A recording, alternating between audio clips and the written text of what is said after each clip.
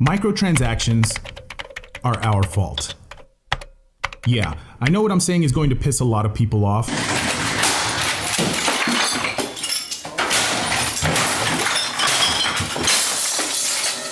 But it's the truth. All you gamers on Reddit, YouTube, Twitch, and other mediums of entertainment want to put a face to the evil that is microtransactions and loot boxes. Well, look no further than your closest mirror. And no, I'm not saying that EA, Activision, Ubisoft, and Blizzard are without fault. Not at all. But the fact is, they are just perpetuating what we allow them to. In this video, I'm hoping to open an educated dialogue between us gamers, the general public, and game publishers without threats of life and without making us gamers look like complete mental patients. I have remained silent on this issue for far too long, which in turn puts some of the blame on myself, because as Theodore Roosevelt once said, in any moment of decision, the best thing you can do is the right thing, the next best thing is the wrong thing, and the worst thing you can do is nothing. And I can no longer sit idly by as these big-name corporations take advantage of our children, who don't know any better, or parents who aren't educated on the general state of the games their kids play, and adults who struggle with gambling addictions. Now, before there was microtransactions, and before there was DLC, there was expansion packs. Pandaria, the best expansion yet.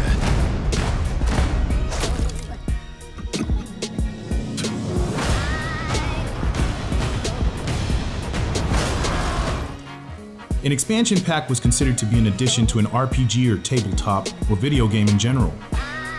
These add-ons usually added new areas to traverse, new weapons, objects, characters, or an extended storyline to add to an already released game. The first game to add an expansion pack was Total Annihilation, a real-time strategy game created by Cave Dog Entertainment and released on September 30th, 1997 for Windows and Mac. And its first expansion pack, The Core Contingency, added Total Annihilation Editor, which gave the players an ability to make their own maps. It also included 75 new units, 50 new maps, 25 new missions, and 6 new world types. Its second expansion, named Battle Tactics, added 4 new units, 6 new maps, and 100 new missions. Now, to have new content for a game that you already own and have beaten was unheard of at the time. What's more, to be able to buy this content at a fraction of what the game originally cost was considered a deal.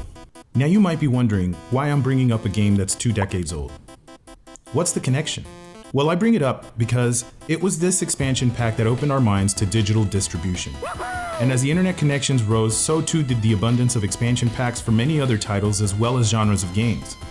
On console, however, it took a while to catch on. And while Atari, Genesis, Dreamcast, and PlayStation 2 all tried, the bandwidth just wasn't there to support the DLC content. Little did we know that would all change.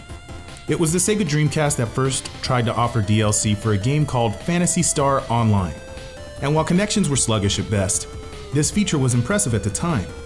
But due to narrow bandwidth and file size limitations of the memory cards, the concept, while still a breakthrough in video games, was an expensive failure for Sega. PlayStation 2 offered an external network adapter, and most PS2 owners just couldn't be bothered.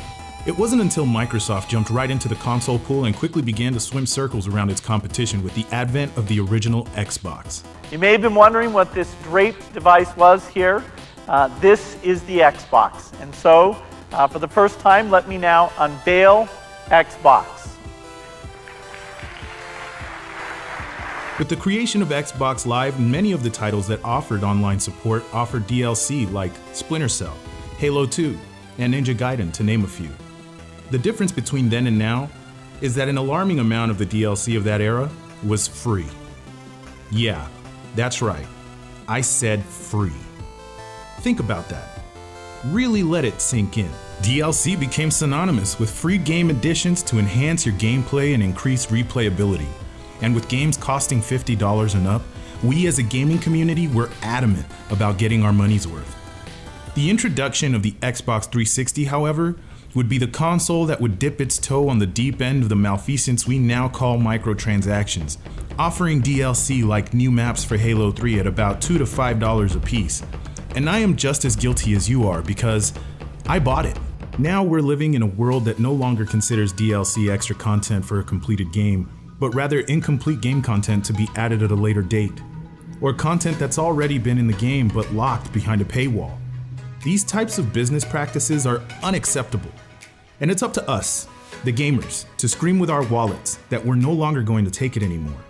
The absurdity to which these companies are reaching into your back pocket to steal money is and should be a criminal offense. These so-called AAA companies will tell you that the season passes and pre-orders, microtransactions, and loot boxes are all about player choice, an additional way to enjoy the game. But let's call a spade a spade. These so-called features are about milking us dry. These faceless bureaucratic bastards have done this long enough. We have allowed this to happen as if we were in an abusive relationship defending our abuser. DLC is not what it used to be, and as long as we are accomplices to our own abuse, it will remain so. So I urge you, the average gamer, yes, you, don't encourage these bad business models. Don't give them an inch to work with. These loot boxes and microtransaction features, quote unquote, are not features at all. They're a predatory tool used to trick, dupe, and bamboozle you out of your money. This arbitrary money-grabbing method is luring your kids and friends to spend hundreds of dollars on air. So you might be wondering, why the history lesson? Well, to better understand the situation that we're in now, we have to go back and figure out what went wrong. And on a side note, I'm also using the history of DLC to contrast and compare what we get now from what we got then. And the scales are completely uneven. Yet the amount we pay continues to rise and rise and rise. So that's it. We are all at fault. And those who continue to buy pre-orders, loot boxes, and microtransactions are only adding more vodka to this Molotov cocktail. So I beg you, please, stop supporting all these bad habits. Stand tall and strong. This will be a long fight, but for the sake of future generations of gamers, we have to win. Thank you for watching.